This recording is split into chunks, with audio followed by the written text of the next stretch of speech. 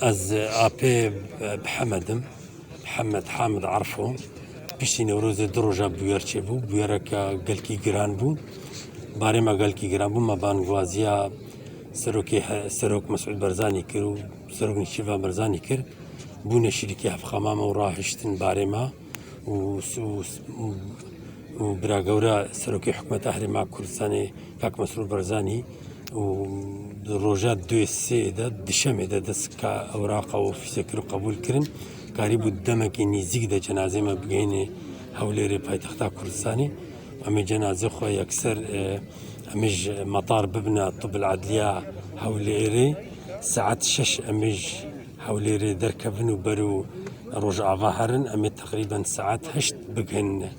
پیشیا فامیلی مولاد دهوکی و امی جور برای خود بدنا معبری و ببنا زیدیوی رجاوای کردستانی. پارتی کردی احزاب مجلس کی علی کاری؟ براستی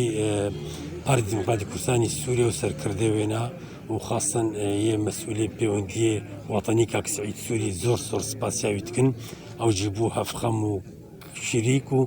کار کرد رجاع اول دا و قیاده پارتی بتوایی کار کرد و حتی گهانده جه پیوندیدار و راستی آنین کاری بون جنازه بین